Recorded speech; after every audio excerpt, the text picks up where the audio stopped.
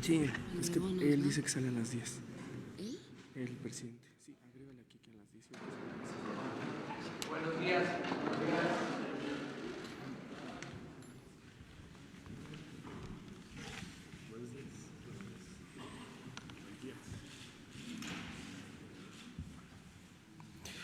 Bueno, el día de hoy, que terminamos la semana, vamos a informar sobre dos temas. Vamos a fijar una postura sobre los acontecimientos que se derivan del lamentable asesinato de los familiares de la familia Levarón, los niños fallecidos, asesinados, las tres señoras. Vamos a tratar este tema, sobre todo por las declaraciones que se manifestaron, se expresaron en los últimos días, incluida el planteamiento, la declaración del presidente Donald Trump. Vamos a hablar de ese tema. Lo va a hacer el secretario de Relaciones Exteriores, Marcelo Ebrard. Ya pasó el Día de Gracia, ya ahora vamos a hablar del tema. Y lo otro es que quedamos pendientes para informar muy bien a nuestros paisanos de cuáles son los requisitos en las aduanas para ingresar, qué pagos tienen que hacer y el compromiso de protegerlos en sentido amplio, de que se les proteja con la Guardia Nacional y que se les proteja ante extorsiones desde las aduanas, en las carreteras, el que puedan venir protegidos y con toda la confianza a nuestro país, que es la patria de ellos, de nuestros paisanos. Entonces, son los dos temas. Voy a pedir a Marcelo Ebrard que comience, que inicie con nuestra postura. Con su permiso, señor presidente, muy buenos días a todas, a todos. Haría yo una primera reflexión muy breve. Como ustedes saben, en cuanto se supo de los acontecimientos trágicos del caso denominado la familia Levarón, aunque son varias familias, pero así se le conoce, ordenó el señor presidente de la República a varios secretarios, entre ellos a su servidor, que hiciéramos acto de presencia allá, en el lugar de los hechos. Y ahí transmití yo el mensaje que me dio el presidente de manera textual, diciendo: el presidente de la República, el licenciado Andrés Manuel López Obrador, encabeza la indignación de México, de la sociedad mexicana, respecto a estos trágicos hechos y a todo lo que ha venido sucediendo con desapariciones y homicidios en México. Y eso hace una gran diferencia, porque si el presidente es el que encabeza la indignación, entonces todos los instrumentos del Estado están al servicio de esclarecer lo ocurrido y de hacer justicia. De ahí para acá, de esa definición al día de hoy, hemos venido trabajando en una muy estrecha cooperación con los Estados Unidos, yo diría que en una ejemplar cooperación, entre ambos países, en un caso en el que está involucrada una comunidad binacional y estamos obligados a dar los resultados que acabo de referir, que se haga justicia. Al día de hoy puedo informarles a ustedes que por parte de las instituciones de la República, la Fiscalía General de la República, que está coordinando las investigaciones, tiene avances significativos que dará a conocer cuando lo estime necesario, conveniente y fundamentado. Han venido trabajando intensamente y muchos avances, pero ya estará en la Fiscalía informarlo, dar el detalle. Esto, por supuesto, significa que tenemos la convicción y la seguridad de que lo que el señor presidente me dijo y transmití ese día, y ahora se los vuelvo a reiterar, se va a cumplir y va a haber justicia. Respecto a esa cooperación con los Estados Unidos, México ha venido señalando que, por supuesto, tenemos que hacer mayores y diferentes esfuerzos también respecto a lo que se hizo en los últimos años. Porque si seguimos haciendo lo mismo nada más, pues vamos a tener lo mismo que nos ha conducido a la situación que tenemos. Y México ha planteado, entre muchas otras cosas, dos prioridades, que es el tema de los recursos, las finanzas de estas organizaciones, que tienen, como ustedes saben, ganancias extraordinarias, que es muy importante, y así lo ha determinado el Gabinete de Seguridad, que se le dé toda la prioridad necesaria. Y como consecuencia de esa decisión, pues nada más señalarles que la Unidad de Inteligencia Financiera de México ha, de manera muy señalada, bloqueado, congelado e iniciado procesos contra 771 personas físicas, 1,057 morales. Ha bloqueado montos por 5,329 millones de pesos. En síntesis, en ese tema se ha hecho un esfuerzo sin precedentes por parte de México y queremos que Estados Unidos acompañe el mismo esfuerzo. El segundo gran rubro es el de armas, que, como ustedes saben, ha sido motivo de que incluso se integre entre México y Estados Unidos un grupo de alto nivel para trabajar ese tema junto con el de finanzas que acabo de describir y otros. Y en el de armas se considera que podría ser la principal contribución de los Estados Unidos para la lucha que ha emprendido el Gobierno de la República en contra de estas organizaciones y sus asociados, organizaciones criminales. El objetivo prioritario es reducir su capacidad de fuego lo más pronto que podamos. Y Estados Unidos ha contestado satisfactoriamente, de manera que hemos sostenido hasta esta fecha muy diversas reuniones con acuerdos que están en curso. Entonces,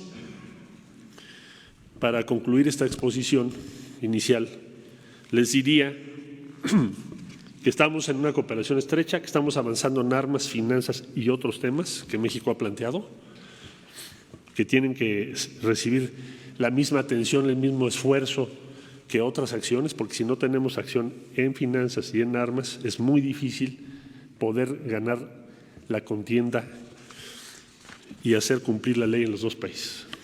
Bueno, respecto a me preguntaban sobre la posibilidad de la designación de estas organizaciones como si fuesen terroristas.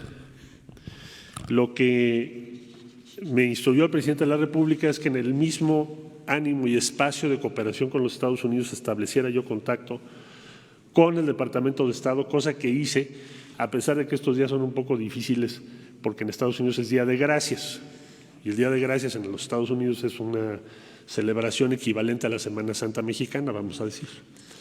Bueno, a pesar de ello, ha habido comunicación y hemos podido convenir que la semana entrante tendremos una reunión de alto nivel con el procurador de los Estados Unidos, equivalente al fiscal general de la República en los Estados Unidos, y hemos invitado para que esta reunión sea en México. ¿Por qué? porque ello subrayaría, daría cuenta que podemos apuntalar, fortalecer la cooperación entre los dos países basadas en el respeto entre ambos. Y les puedo transmitir que afortunadamente la respuesta ha sido positiva y el día lunes les voy a compartir la agenda de actividades que tendremos la semana entrante para hacer ¿qué?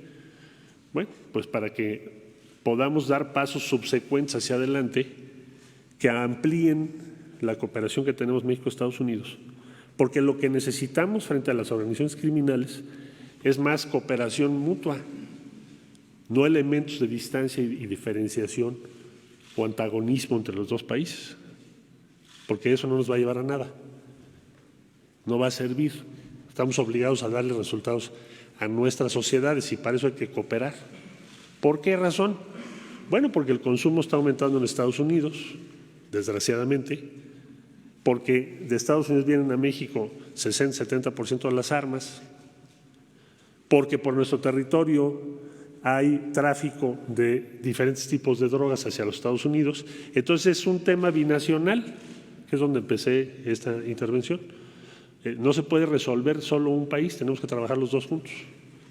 Entonces, a mayor cooperación, mejores resultados. Y lo que queremos en la semana entrante es garantizar que eso ocurra. Y esta es la posición del Gobierno de México y queríamos transmitírselas por instrucciones del Presidente de la República. Señor Presidente. Bueno, si les parece, informamos sobre el otro tema y luego abrimos para preguntas y respuestas. Va a informarles el director de Aduanas, Ricardo Agüed.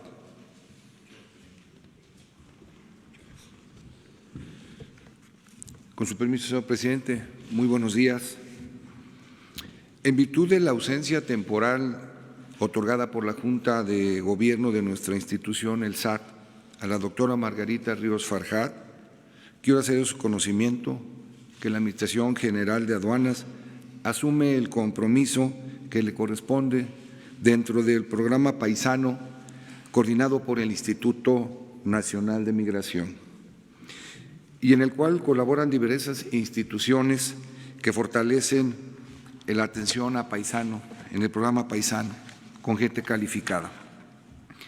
El programa paisano abarca periodos vacacionales de alta demanda como son la Semana Santa, vacaciones de verano y el de invierno, que dio inicio a partir del 1 de noviembre y finaliza el 8 de enero del 2020. Los connacionales y los pasajeros de nacional mexicana provenientes del extranjero que ingresen al país podrán introducir mercancías adicionales a su equipaje hasta por $500 o su equivalente en moneda nacional de acuerdo a la ley aduanera y de las reglas generales de comercio. Hacemos estas observaciones derivado de la pregunta que los medios hicieron el día de ayer. Y me permito comentarles también que en el caso de extender este beneficio de comercio exterior, el resto de las mercancías deberán de acompañarse con una factura o con el comprobante de venta o documento que exprese el valor de los productos. Los vehículos de los paisanos o connacionales que ingresen a territorio nacional deberán pagar solamente $51 más IVA.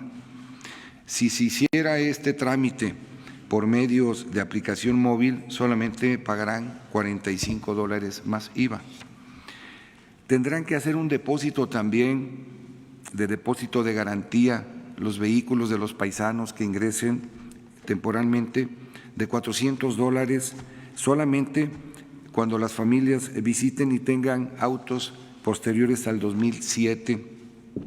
Vehículos 2001 a 2006 pagarían $300 únicamente y vehículos del año 2000 o anteriores hasta $200 y hago referencia a que esto se devuelve una vez que retornen a su origen. Hablaremos de un tema que también nos solicitan como aclaraciones muy permanentes que son tratándose del equipaje. Tratándose de bienes de uso personal, tales como ropa calzado, productos de aseo y de belleza, artículos para bebé, tales como sillas portátiles y andaderas, cámara fotográfica, equipo de videograbación, agendas electrónicas, equipo de cómputo portátil, así como laptop o notebook y equipo deportivo y sus accesorios son libres de ingreso a nuestro país. En caso que sean juguetes en esta temporada decembrina, está sujeta a la norma y la franquicia hasta 5 juguetes, incluyendo una consola de videojuegos, así como 5 videojuegos, y son preguntas que constantemente en esta fecha decembrina. Solo se permiten, y para aclarar otra que es muy constante, 10 cajetillas de cigarros, no 10 paquetes, 25 puros y 200 gramos de tabaco y hasta 3 litros de bebidas alcohólicas y 6 litros de vino solo para pasajeros mayores de 18 años. Es muy importante destacar ante ustedes que para adultos mayores, para personas con discapacidad, es permitido que ingresen artículos tales como andaderas, sillas de ruedas, muebles, bastones, entre otros de uso personal. En caso de mascotas domésticas o animales de compañía que se da comúnmente en estas fechas, así como accesorios que requieran para su traslado o aseo, podrán ingresar a este país siempre y cuando tengan un certificado zoosanitario. Quiero enfatizar que se les ha notificado a los administradores y a todo el personal de aduanas que habrá cero tolerancia de maltrato y abusos que puedan suscitarse con los familiares que ingresen a visitar aquí a nuestro país en estas fechas decembrinas, y mucho menos habrá de tolerarse ningún acto de corrupción. Son las instrucciones precisas del señor presidente y de este gobierno. En colaboración con la Secretaría de la Función Pública, recibiremos las denuncias en tiempo real a través de la APP Denuncia Paisano, misma que podrá descargarse en el sistema OIS y Android.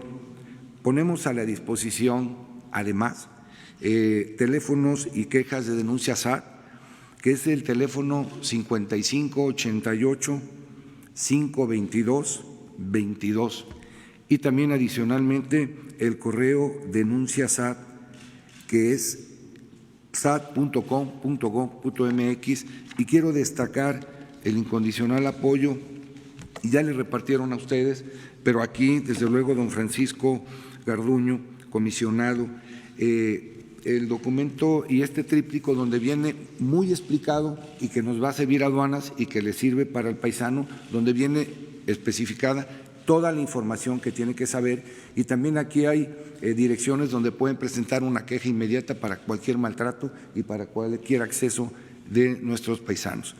Reitero y rectifico, en aduanas no cabe la corrupción. Concreto, vamos a tratar a los paisanos con toda solvencia y tranquilidad para que la estancia en México en estas festividades sean con toda tranquilidad y cambiarle la imagen de aduanas en nuestro país. Es la instrucción del señor presidente y la cumpliremos a cabalidad. Muchas gracias. Pues son los dos temas. Abrimos para preguntas y respuestas sobre los temas y sobre otros asuntos. Adelante. Buenos días, Shaila Rosagel, corresponsal de Grupo Gil y el Imparcial de Sonora, La Crónica y Frontera de Tijuana. Presidente, el miércoles nos dijo a los mexicanos que no había nada que temer ante las declaraciones de Donald Trump sobre la posibilidad de declarar como terroristas a los cárteles mexicanos. Yo le quiero preguntar, ya nos explicó el canciller las implicaciones que tendría si se declaran así a los cárteles mexicanos, considerando que Estados Unidos presionó a México con el tema de los aranceles, pues para conseguir lo que buscaba o para hacer que México accediera a temas de migración. ¿Cómo va a reaccionar México, presidente, ante un intento de un intervencionismo de Estados Unidos en el país, por ejemplo, de enviar tropas o algo en caso de que se hiciera esto, ¿no? De llamar terroristas a los cárteles del crimen organizado. ¿Qué le dice a los mexicanos? ¿Cómo reaccionaría México en dado caso que se diera esto? Y si me permite, ahorita le hago otra pregunta. Bueno, ya lo informó el secretario de Relaciones Exteriores. Yo puntualizo. Primero, desde los primeros momentos que fuimos informados, tomamos acciones, enviamos nuestras condolencias a la familia, a los amigos, al pueblo, al gobierno estadounidense. Hay constancia de ello. Segundo, le di instrucciones al secretario de Relaciones Exteriores, al secretario de la Defensa, al secretario de Marina, al secretario de Seguridad Pública, para que se trasladaran al lugar de los hechos. Esto lo hicieron. Fueron de los primeros en llegar como autoridades de nuestro país. Tercero, di instrucciones para crear un equipo especial de investigación y esclarecer los hechos para castigar a los responsables. Esto en coordinación con las fiscalías de los estados, en particular la Fiscalía de Sonora y la Fiscalía General de la República. Estamos trabajando en conocer lo que sucedió y en hacer justicia. No hemos podido hablar, informar sobre este tema por razones obvias, por cuidar el debido proceso y por mantener este asunto con el sigilo que exige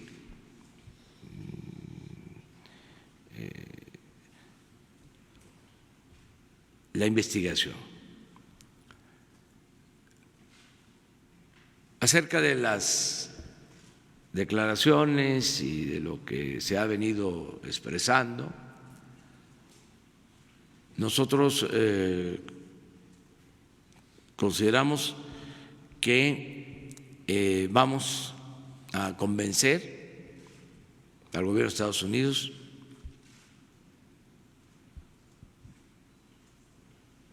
de que podemos, los mexicanos, hacer justicia y que queremos mantener siempre una relación de cooperación y de respeto con el gobierno de Estados Unidos. Y esto implica un agradecimiento al presidente Trump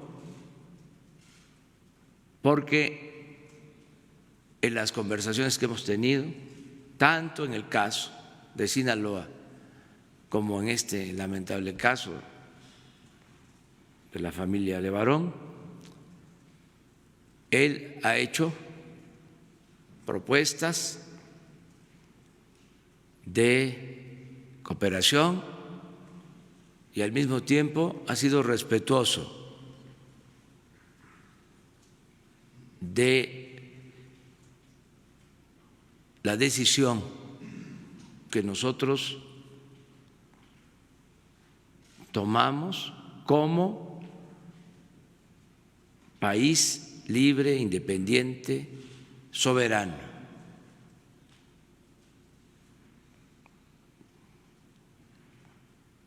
Queremos mantener muy buenas relaciones y, como lo dije de manera muy resumida, cooperación sí, intervencionismo no. Y pensamos que con la información, la cooperación, la diplomacia, la persuasión, vamos a llegar a un acuerdo en este tema.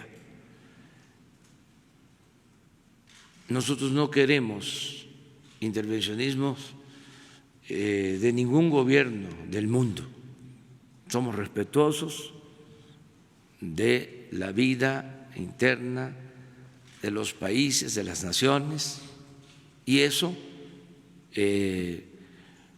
queremos hacerlo valer, lo vamos a hacer valer siempre. Es un asunto que tiene que ver con nuestra Constitución desde hace mucho tiempo y no podemos nosotros violar nuestra Constitución. Tenemos que apegarnos, ajustarnos a lo que establece nuestra Constitución. No vamos a permitir que personas armadas actúen en nuestro territorio. Extranjeros armados no pueden intervenir en nuestro territorio. Nada más para que tengamos el antecedente, desde 1914 no hay una intervención extranjera en México. Y eso no lo podemos permitir. Lo digo nada más para tener el antecedente, contextualizar, porque hay quienes sin información suficiente piden la intervención. Es lamentable, ni siquiera voy a mencionar quiénes están haciendo esto, porque inclusive si son autoridades están violando la Constitución.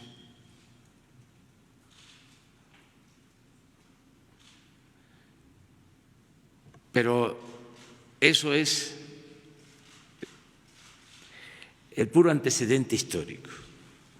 Lo que nosotros deseamos es mantener muy buena relación con el gobierno de Estados Unidos. Y hasta ahora, aunque algunos quisieran que nos peleáramos, son buenas las relaciones. Tan es así que aceptaron la propuesta del secretario de Relaciones Exteriores para que la reunión con el procurador de Estados Unidos se llevara a cabo en México, y en lo personal llevo una muy buena relación con el presidente Donald Trump. Tengo que agradecerle, repito, de que ha sido respetuoso. No hemos tenido en todo este tiempo ninguna discrepancia. Desde luego, él es libre, declara, yo también soy libre, declaramos, pero cuando se trata de asuntos que tienen que ver con el interés de los dos pueblos, de las dos naciones, hay respeto y hay acuerdos. Y yo estoy optimista, pienso que vamos a seguir manteniendo esta relación de amistad con el presidente Donald Trump. Presidente, muchos mexicanos se preocuparon por las declaraciones de Donald Trump, teniendo en consideración que valiéndose Estados Unidos de este tema del terrorismo, pues ha intervenido en otros países, ha realizado intervenciones armadas. Entonces, México va a defender su soberanía, pase lo que pase. Sí, pero lo dije y lo vuelvo a comentar. No hay nada que temer. ¿Sí? Voy a informar también en el Zócalo el domingo y aprovecho para volver a invitar a que nos acompañen el domingo en el Zócalo y voy a tratar también el tema, pero va a ser en el mismo tenor de respeto, de cooperación, de no confrontarnos, de no pelearnos. Si en el caso remoto se tomara una decisión que consideremos afecte nuestra soberanía, pues entonces actuaríamos en el marco de las leyes internacionales. En el caso de que se tomara una decisión que consideráramos contraria al interés nacional. Pero lo veo así. Improbable, porque les puedo hasta narrar las conversaciones telefónicas, además deben de estar grabadas. La primera después de los sucesos de Sinaloa, de Culiacán, y después de estos lamentables hechos que perdieron la vida niñas, niños, mujeres, los Levarón, hablé con el presidente y en los dos casos respetuosos, ofreciendo intervención, ayuda, pero al mismo tiempo respetando la decisión nuestra. Presidente, nada más en una segunda pregunta. Es más, hasta les puedo decir que me dijo, piénselo y si se necesita, llámeme. Entonces no le he llamado. Una segunda pregunta rápidamente, presidente, sobre una pregunta regional de Baja California. El gobernador Jaime Bonilla tiene una denuncia contra por desvío de recursos en contra del gobernador Kiko Vega. Le quería preguntar, pues ayer que estaba usted tocando el tema de la corrupción y la lucha contra la corrupción, ¿qué opina de esta denuncia? Y pues si tiene usted algún informe o informe sobre cómo va el curso de la denuncia en contra no tengo, de este exgobernador. Sí, no tengo información y no puedo hacer ningún comentario porque no conozco en qué términos y en qué instancia. Puede ser que la denuncia se haya presentado en el Estado y no nos corresponde a nosotros.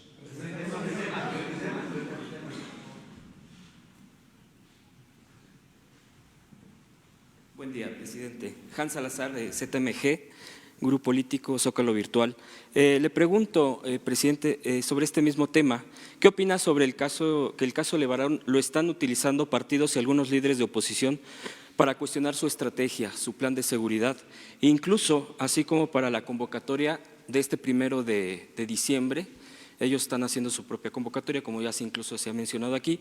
Sin embargo, aquí están utilizando de manera ya franca y abierta en las redes sociales para poder hacer esta convocatoria en protesta.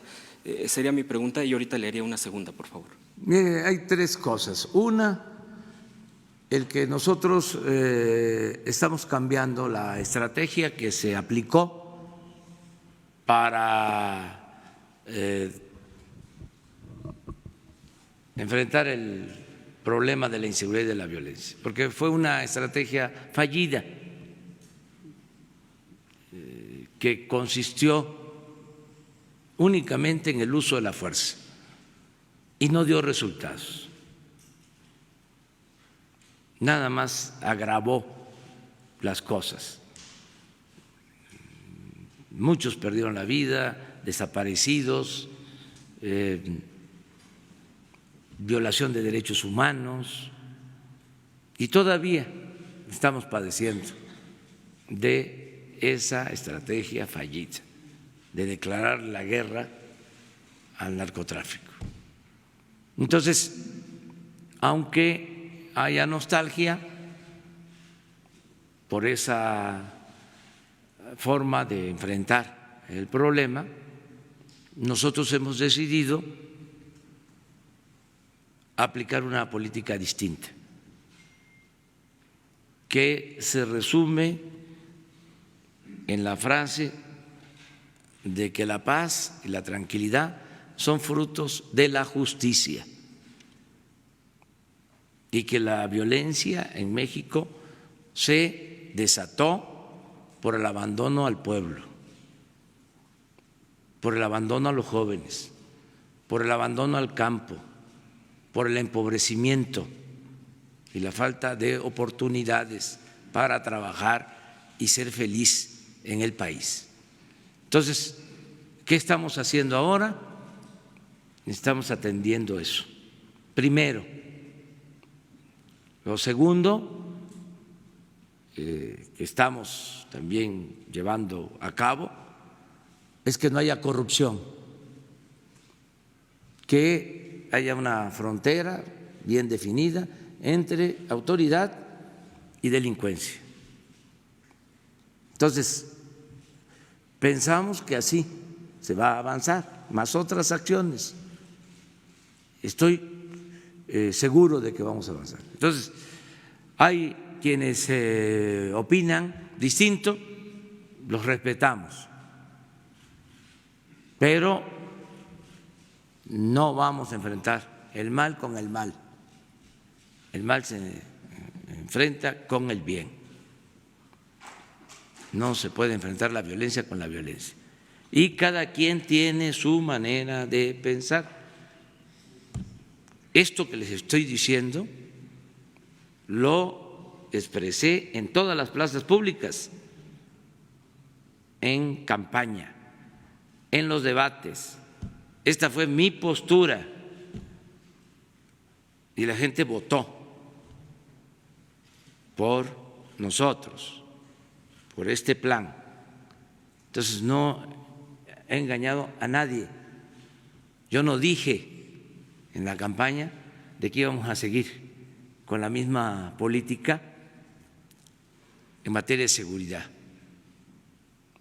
No dije que todo iba a ser con el uso de la fuerza, con cárceles, con amenazas de mano dura, con leyes más severas. No hablé de eso, al contrario, dije que eso no funcionaba y estamos llevando a cabo una política distinta. Entonces, hay quienes sostienen que era mejor lo que se aplicaba antes. Están en su derecho. Segundo, tienen también los opositores a nuestro gobierno, los conservadores, tienen todo el derecho a manifestarse, porque nosotros garantizamos el derecho a disentir y estamos construyendo una auténtica democracia. No queremos un régimen autoritario como el que se mantuvo en México hasta diciembre del año pasado. Entonces, hay libertades. Y acerca de la actitud que asumen los conservadores, pues no nos debe de extrañar, siempre ha sido así. Cuando el gran zarpazo, cuando nos quitaron más de la mitad del territorio, grupos conservadores, en vez de defender al país, provocaron la confrontación interna. Los que conocen la historia saben de que estaban invadiéndonos y los conservadores estaban enfrentando al gobierno constituido, defendiendo un asunto que ante la amenaza de invasión y el daño que causó, pues era secundario. Se les llamó a ese grupo los polcos. Fueron conservadores. Entonces, ahí queda la tarea de revisar ese pasaje de la historia. Pero no solo eso, los conservadores, ya lo hemos dicho aquí, cuando se llevaron a cabo las reformas y ellos se opusieron y ya no tenían posibilidad de retrogradar, fueron al extranjero y trajeron a un príncipe y permitieron que nos invadiera el ejército francés, en ese entonces el ejército más poderoso del mundo. Entonces, qué extraño puede ser que ahora los que tienen ese pensamiento conservador actúen de la misma manera. Siempre ha existido el conservadurismo, siempre ha existido el pensamiento conservador. Es como siempre ha existido el movimiento liberal y siempre ha existido el pensamiento liberal. No alarmarnos y tenerle confianza al pueblo de México, porque el pueblo de México, más ahora, es un pueblo muy consciente, muy despierto, muy avispado.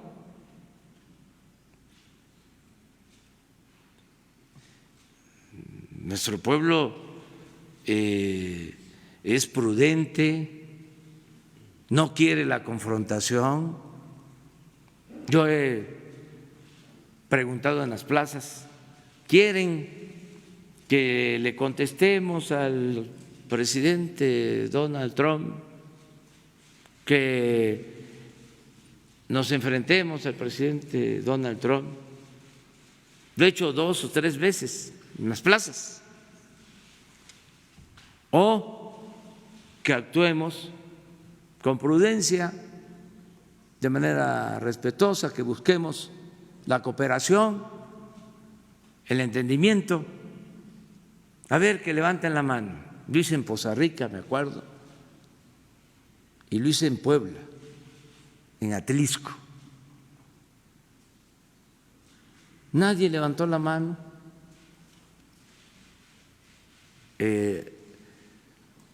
a favor del enfrentamiento. Todos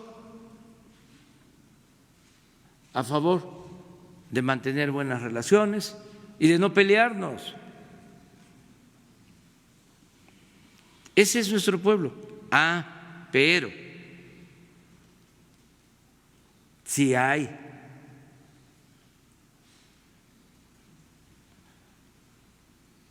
una injusticia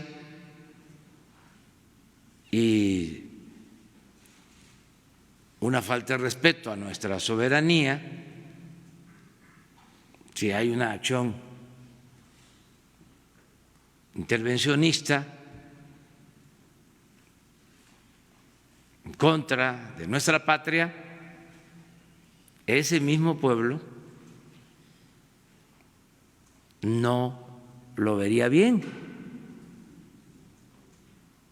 Entonces, vamos a buscar que haya entendimiento y no nos preocupe que haya quienes sean opositores a nosotros. Eso es la democracia y qué bien que se van a manifestar, tienen todo su derecho. Nosotros venimos de la oposición, también nos manifestábamos,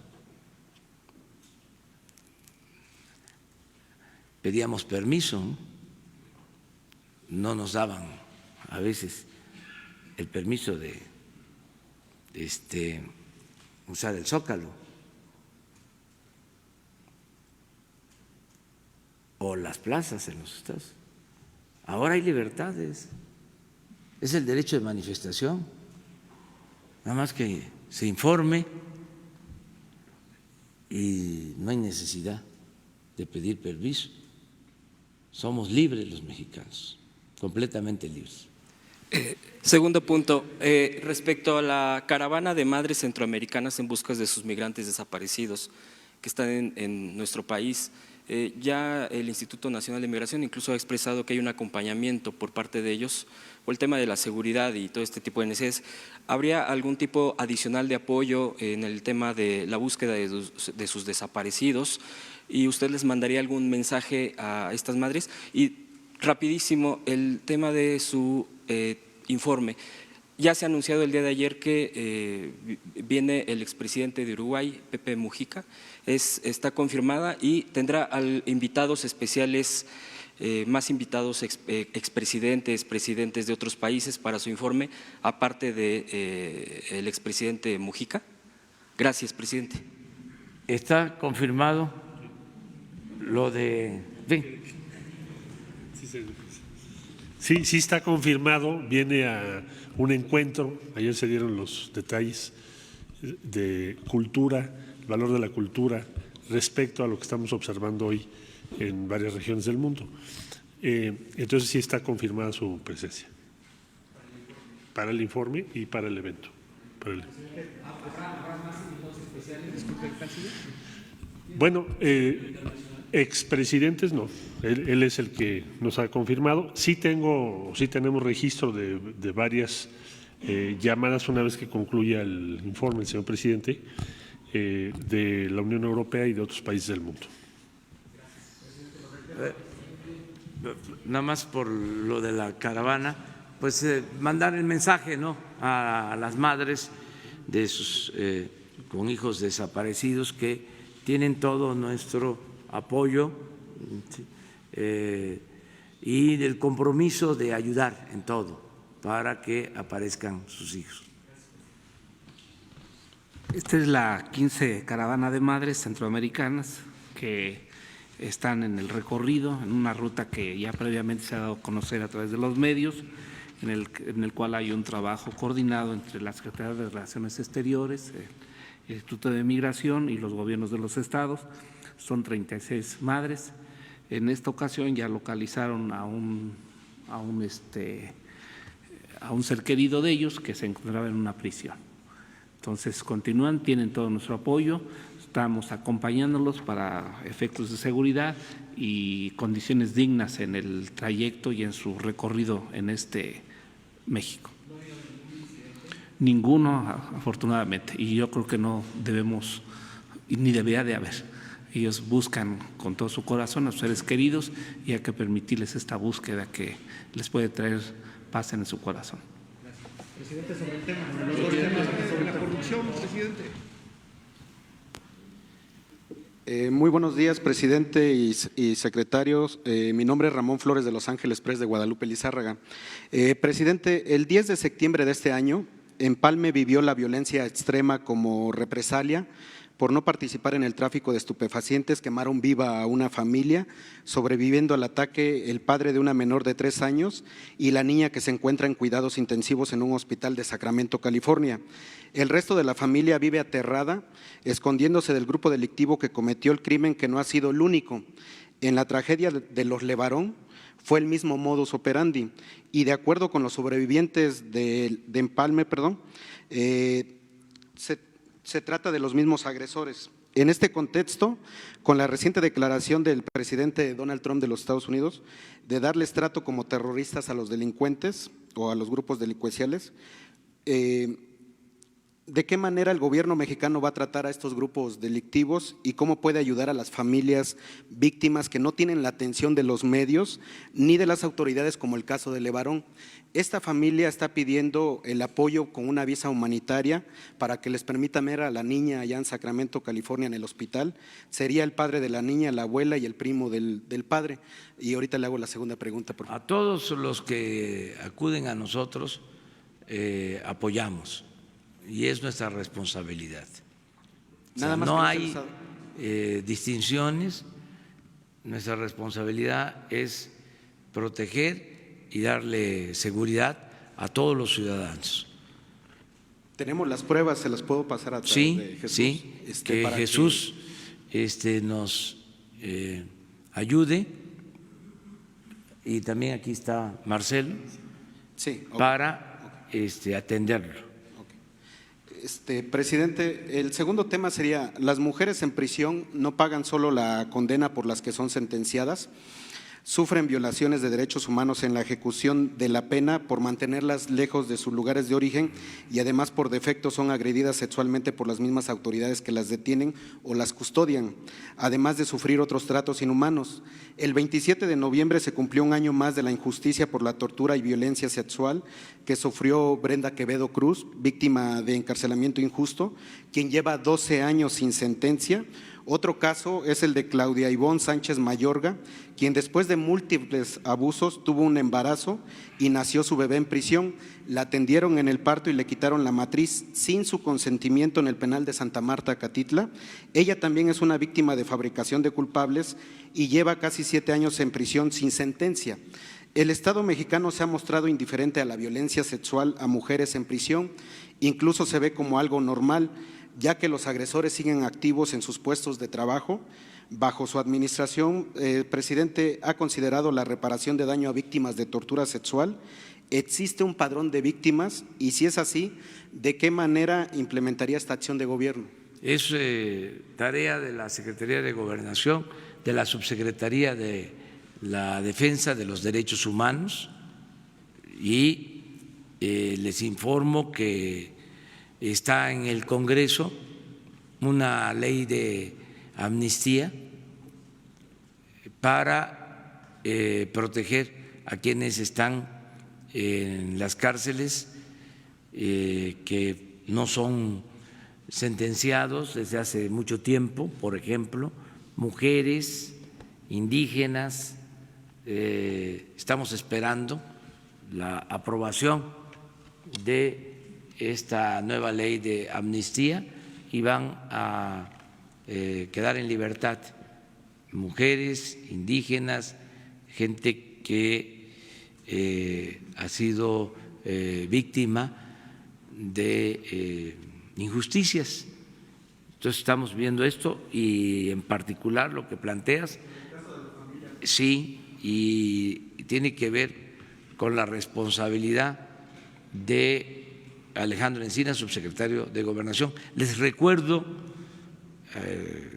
que la Secretaría de Gobernación tiene como función principal la defensa de los derechos humanos. Esa secretaría que era la encargada de espiar a opositores y de reprimir,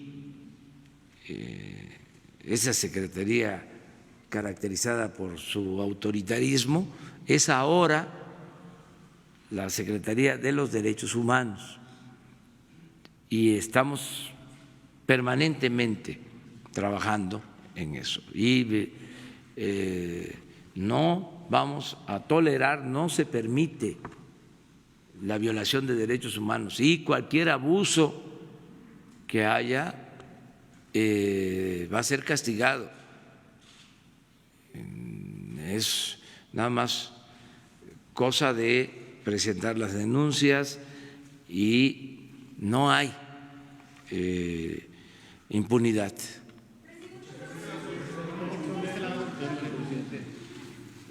Buenos días, presidente. Montserrat Sánchez, de Reporte Índigo. Justo ahora que menciona la importancia de denunciar y el respeto a derechos humanos, y en esta semana que se protestó contra la violencia a la mujer, el día de ayer asesinaron a Abril Pérez.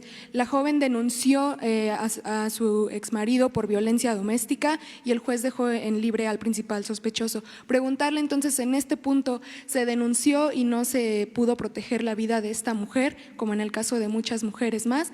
Preguntarle entonces, ¿qué se va a hacer en los mecanismos de justicia para proteger la vida de las mujeres? Y en segundo lugar, si es tan reprochable los destrozos que se hicieron el lunes, si no sería más reprochable haber arrebatado la vida de Abril frente a sus hijos. Gracias. Sí, muy lamentable y desde luego reprobable que sucedan estas cosas, más cuando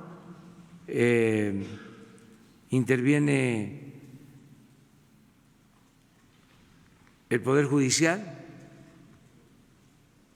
y hay antecedentes de que no se le brindó protección, que no hubo apoyo, que al contrario se dejó en libertad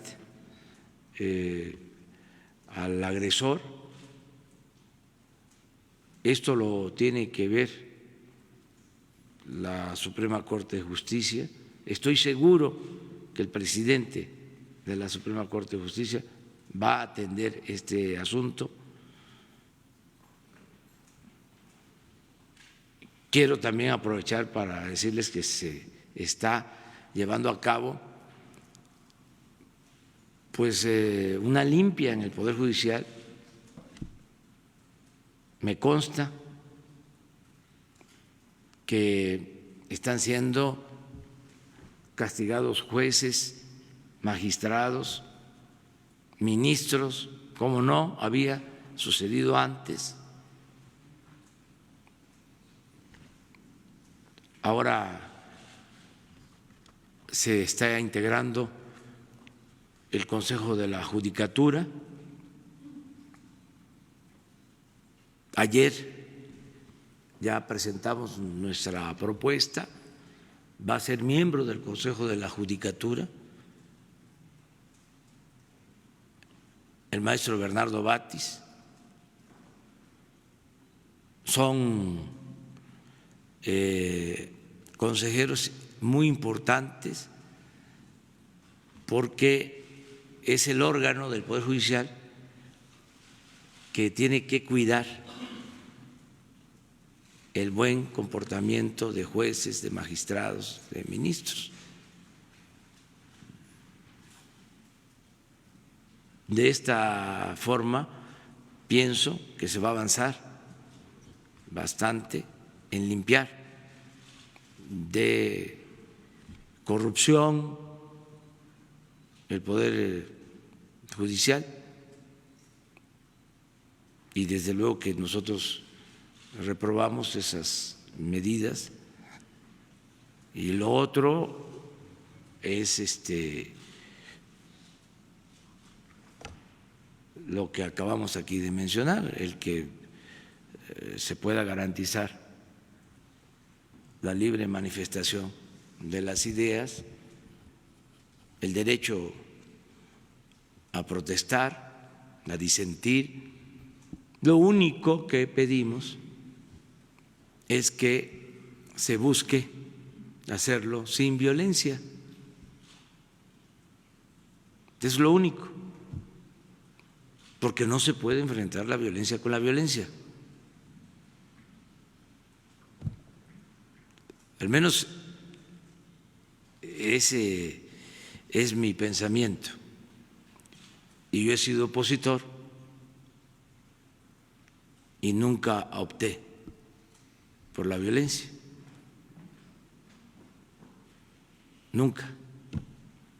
Y luché 40 años por la justicia, antes de llegar a la presidencia, un poco más. Y nunca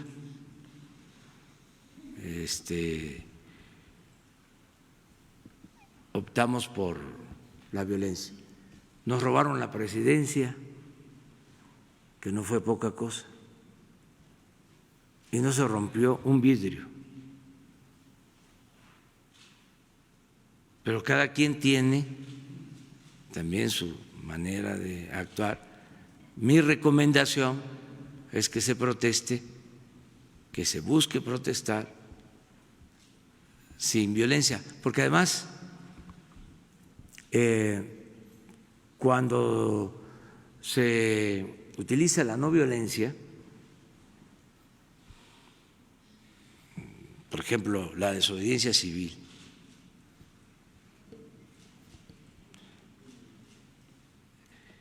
tiene buenos resultados, se tienen buenos efectos. Hay muchos ejemplos de eso. Ahora en las manifestaciones que se están dando en otros países, hay conciertos, hay otra manera también de expresarse. No estoy cuestionando nada, estoy expresando de que no tiene por qué haber violencia. No se requiere. La vía pacífica es lo más eficaz que puede haber y es una fuerza muy poderosa.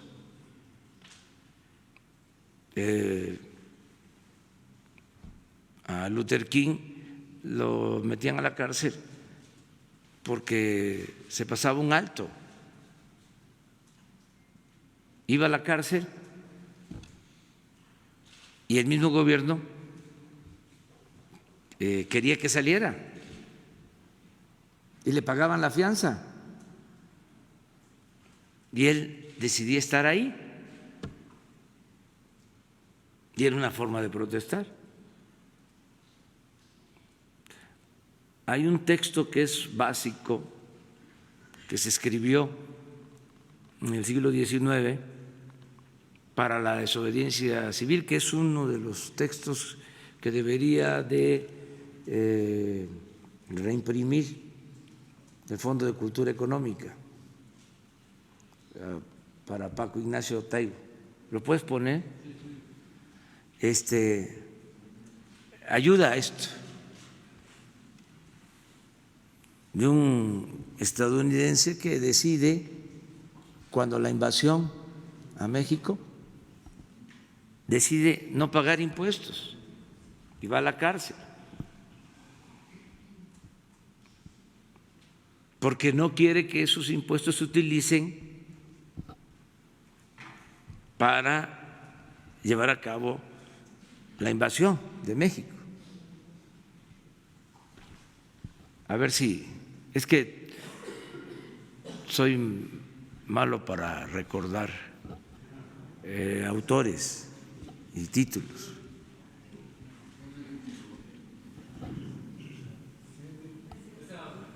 Pero aquí nos van a decir. Vamos a esperar, es que es interesante. Un momento, o sea, ¿tienen prisa ustedes? Ah, sí, vamos a ir a Puebla, sí es cierto. Bueno, a ver.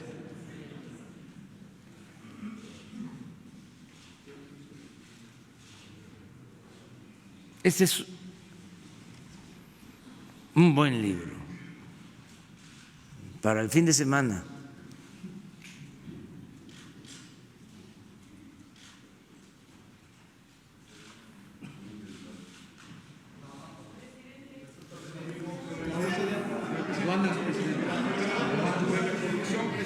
A ver.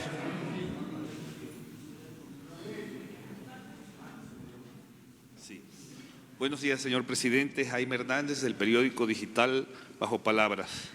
El día de ayer usted afirmó que la corrupción está disminuyendo, pero además de los indicios y de lo que le comentan sus colaboradores y de la percepción que usted tiene, la gente también quiere saber, con datos duros y precisos, en qué áreas de gobierno ha disminuido la corrupción y, de ser así, hacia dónde han sido reasignados esos recursos.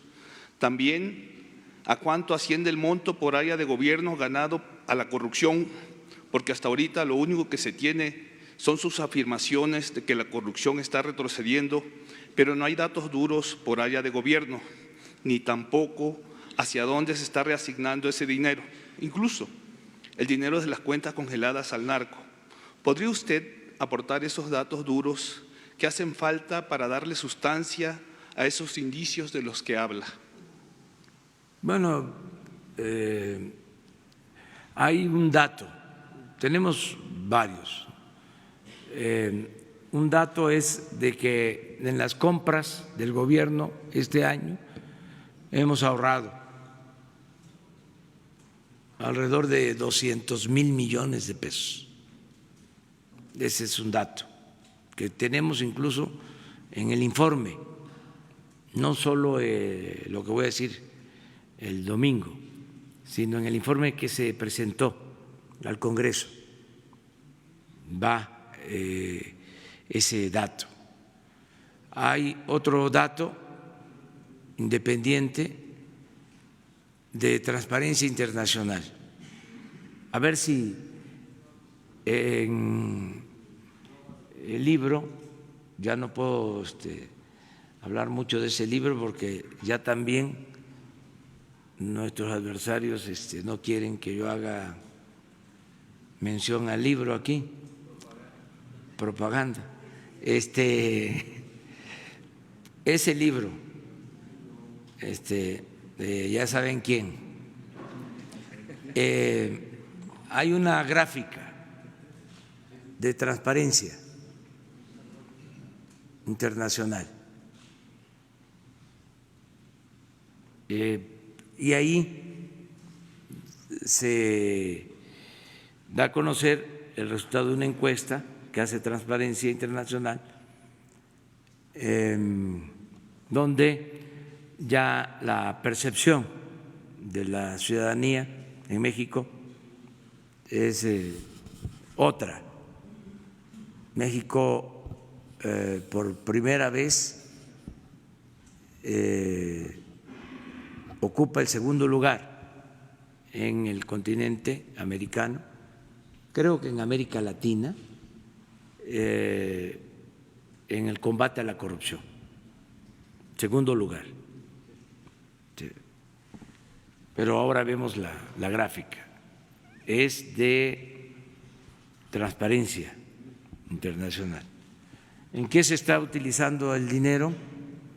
Pues eso es lo que nos permite financiar los programas sociales, los programas de bienestar, la pensión a adultos mayores, lo de la pensión a discapacitados, las becas, todo sale de no permitir la corrupción y de la austeridad republicana, de los ahorros, de no tener un gobierno rico con pueblo pobre.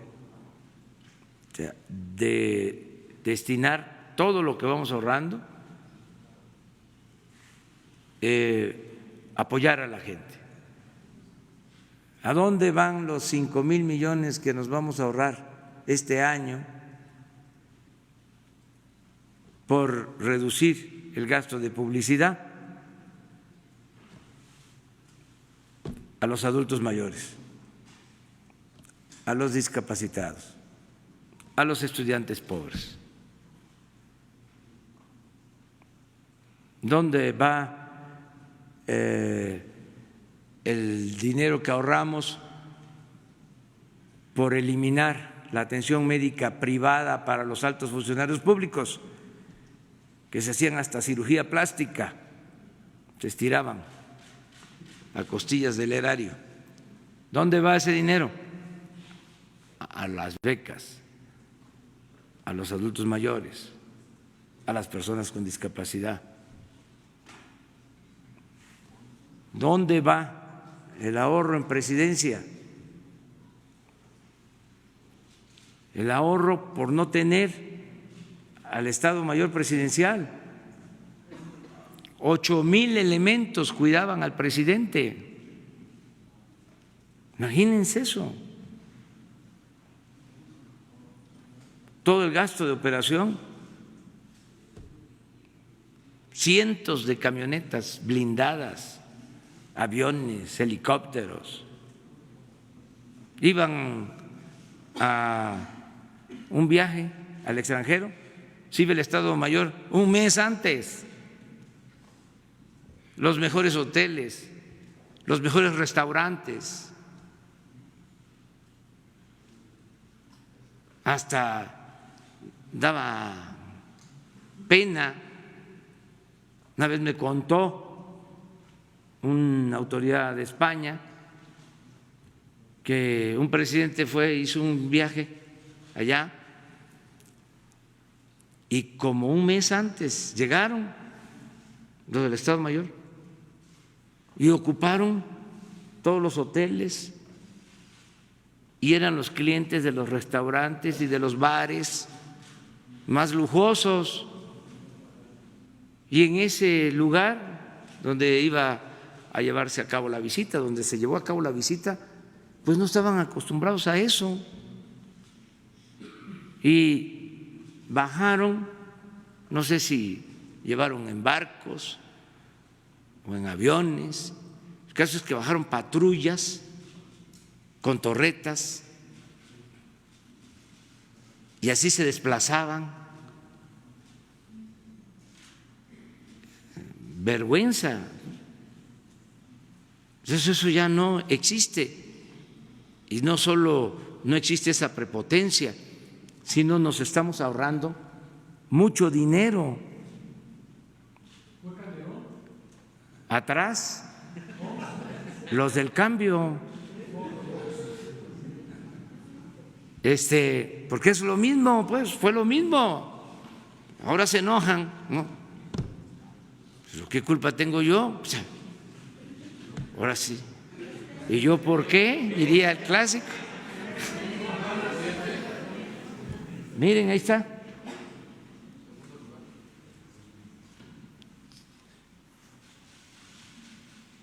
En combate a la corrupción. ¿Y por qué no pones hay una de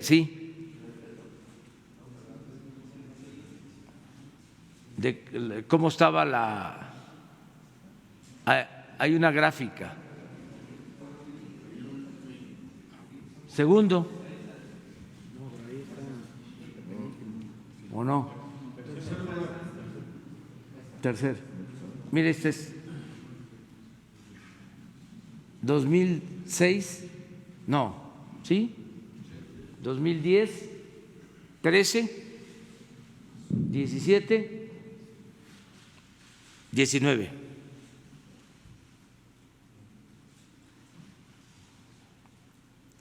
Aquí aprovecho porque una de cal por varias de arena. Vean las columnas nada más cómo están hoy.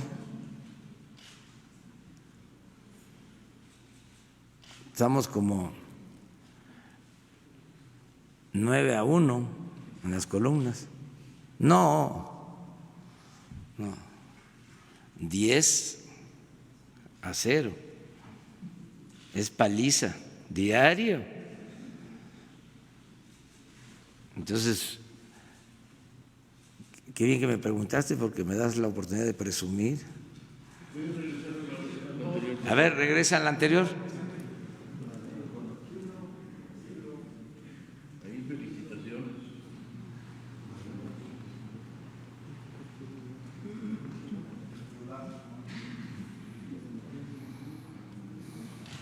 Esto es la gente,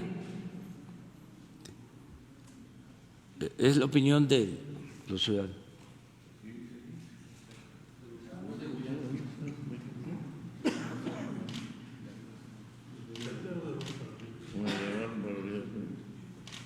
Ah, sí, pues.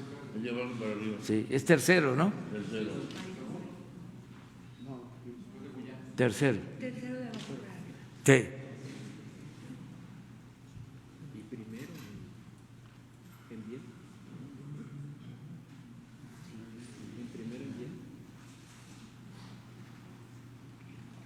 Vamos bien,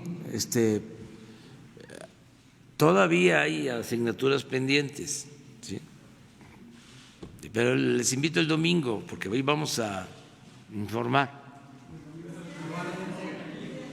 La compañera. Ya con ella vamos a terminar, ¿eh? A ver, gracias. Mirza Uribe, de la Gaceta del Aire, simplemente mujer en Los Mochis. Presidente, gracias.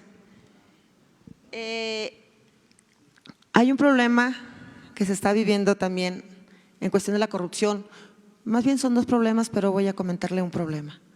Respecto a lo que está pasando en la natividad, está muy preocupante porque se ha desplomado el precio del ganado. Muy preocupante porque se ha desplomado el precio del ganado y ha bajado bastante. Todo es bajo una problemática que se dio hace 15 días, que es se quitaron el estatus zoosanitario en Sinaloa. Se ha vivido un problema muy fuerte porque los ganaderos, el ganado, las exportaciones, el dinero se acaba en ese sentido. Se acaba y se está acabando por la cuestión de que ya no está el precio como antes.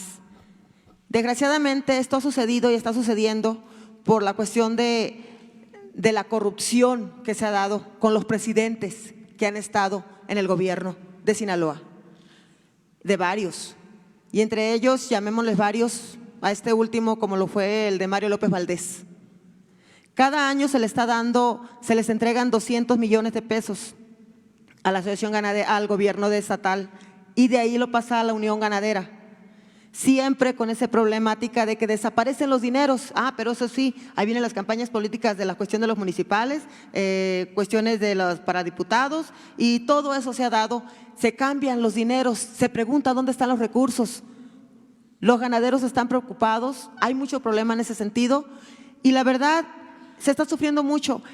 Hace aproximadamente unos 15 días fue la feria ganadera, y ahí mismo el actual presidente de la ganadera, Manuel Andijo, le preguntaron a la gente está desesperada, se le echó encima, llegó el gobernador, llegaron todos y de repente las personas le gritan, ¿qué pasa? ¿Por qué bajó? ¿Por qué no está el precio? ¿Por qué se les quitó todo lo que es el comercio? Ya no está, ya no hay para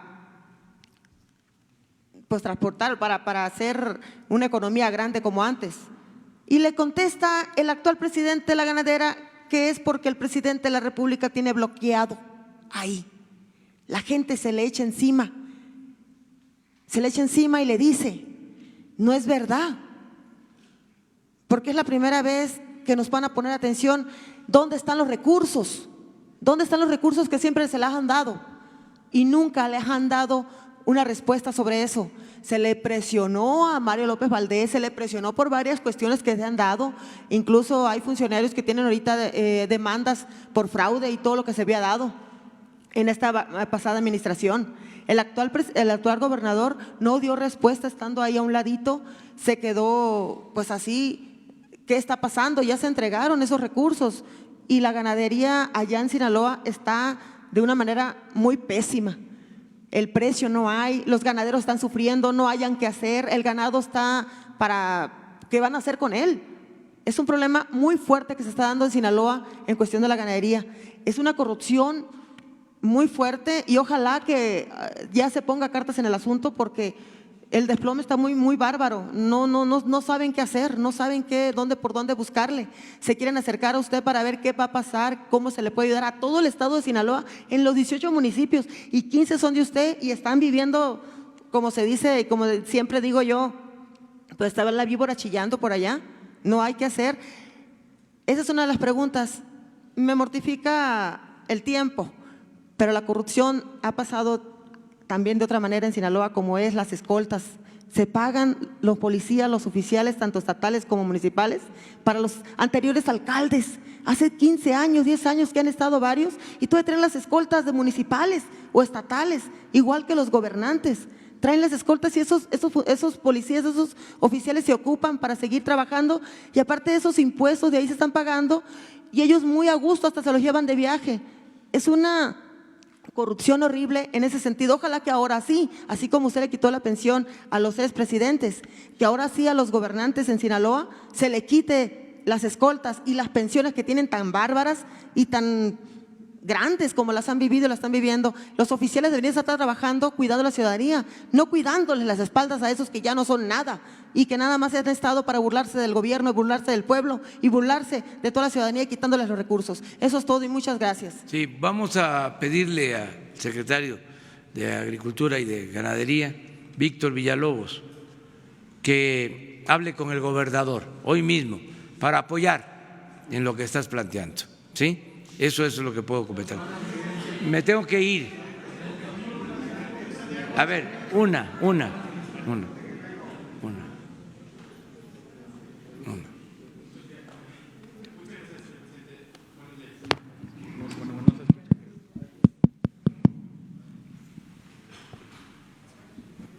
Buenos días, señor presidente. Muchas gracias. Miguel Arzate, del Sistema Público de Radiodifusión, Canal 14.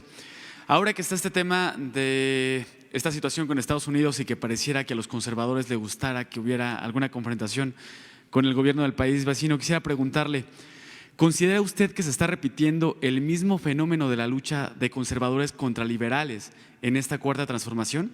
Y si es así, ¿cuál sería la diferencia en estos momentos, en esta coyuntura? ¿Cuál sería la conjura de la profesa en estos momentos? No va a haber ningún problema. Repito, no hay nada que temer. El gobierno de Estados Unidos va a respetar la soberanía de México como nosotros respetamos la soberanía de Estados Unidos. No va a haber confrontación. Una vez me dijo el presidente Trump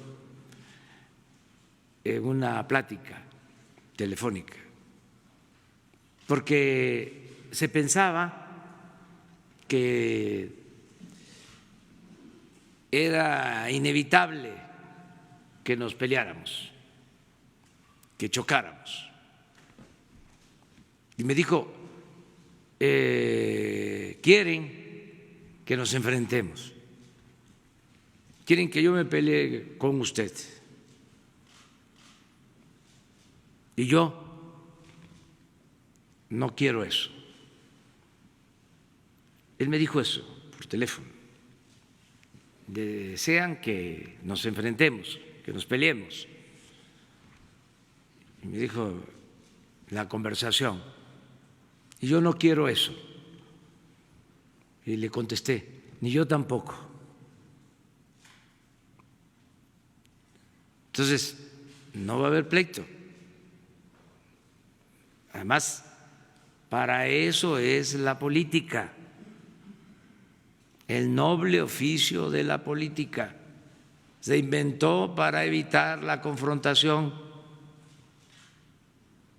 tenemos muy buena relación con el gobierno de Estados Unidos. Ha sido respetuoso el presidente Donald Trump. Hay una relación, les diría, de amistad. Y también hay buen entendimiento, buena comunicación entre el Departamento de Estado y Marcelo Ebrard, secretario de Relaciones Exteriores. Marcelo me apoya mucho porque es un profesional, un especialista en materia de política exterior, tiene mucho conocimiento sobre las leyes internacionales, sobre la política diplomática y tiene comunicación permanente con el Departamento de Estado. El embajador de Estados Unidos en México también ha sido respetuoso. Existe esta comunicación permanente. Por eso este encuentro del procurador y vamos a demostrar que estamos actuando con eficacia y que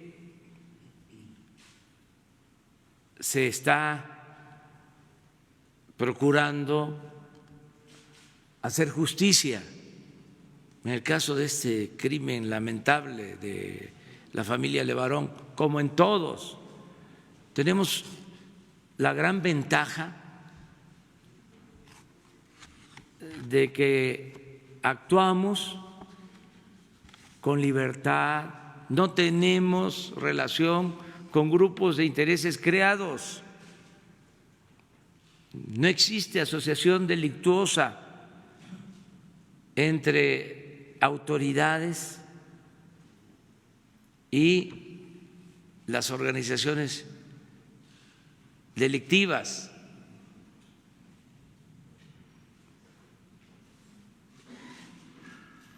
Estamos aplicando la máxima de los liberales del siglo XIX, al margen de la ley nada, por encima de la ley nadie,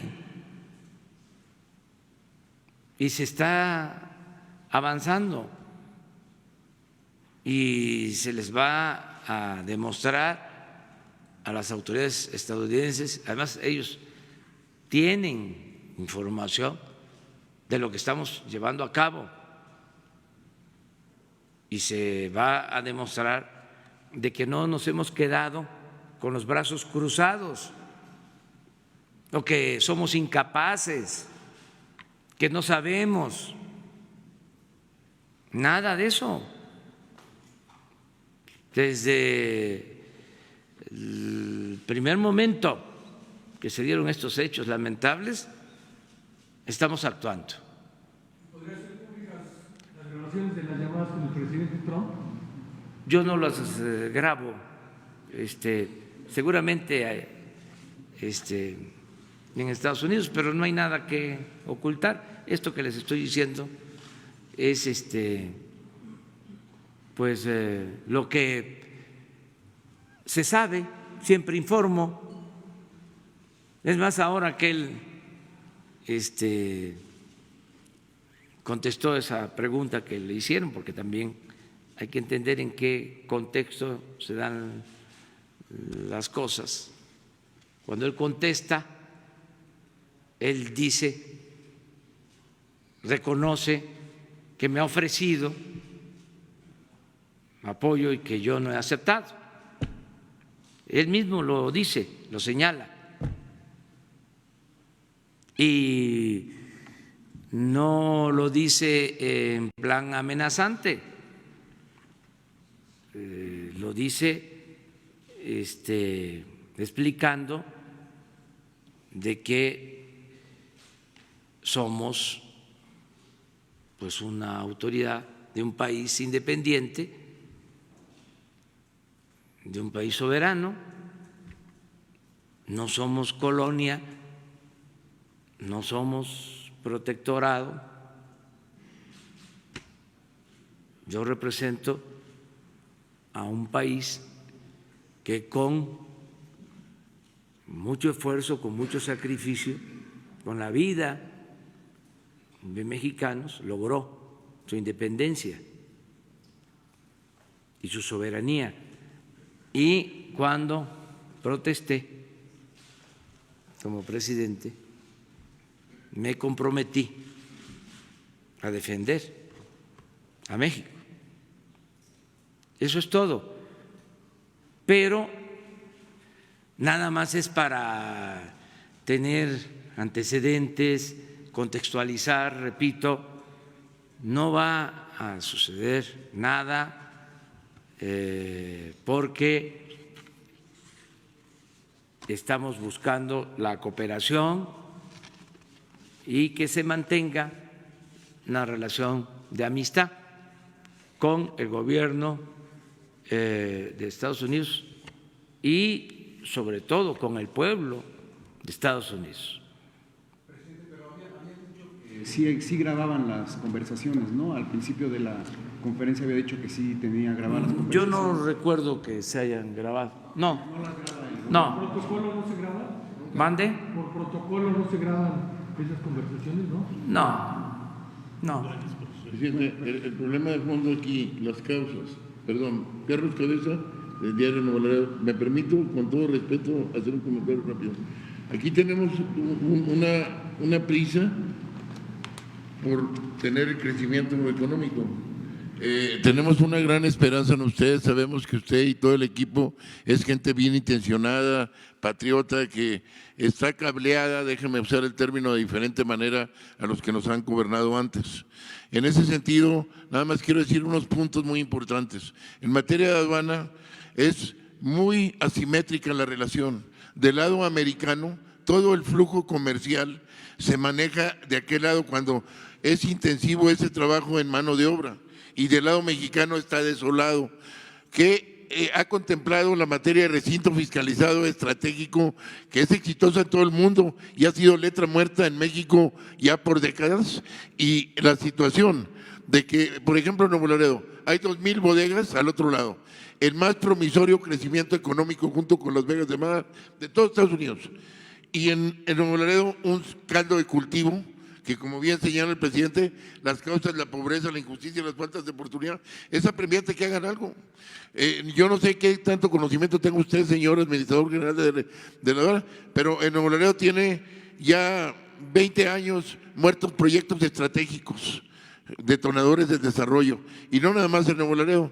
Entonces, aquí en materia económica, nada más puntualizar porque traigo un rosario de cuestiones, la reactivación económica es inminente.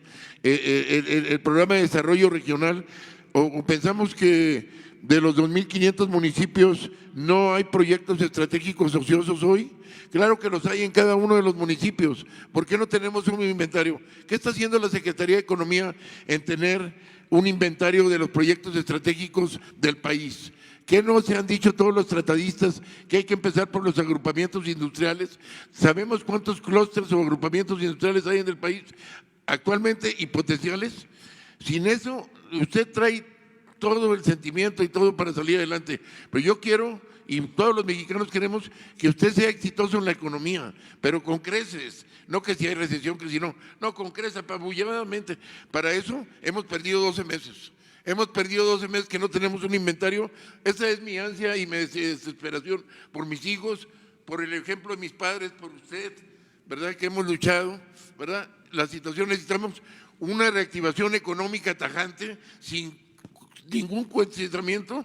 Necesitamos una situación de un programa de desarrollo. Ahora, el TLC no es una panacea sola. El TLC requiere una política complementaria, si no va a ser la misma historia. Más comercio, como dice el presidente, y bienestar, ¿dónde? Ahí la dejo. Muy bien, mira, Ricardo Agüet, escucha, para Ricardo Agüet va a platicar ahora contigo, se quedan ahí. Ya me tengo que ir porque ahora sí vamos a Puebla, les invito a Puebla. Y mañana vamos a ir a Santa Lucía y el domingo al Zócalo. Nos vemos el lunes.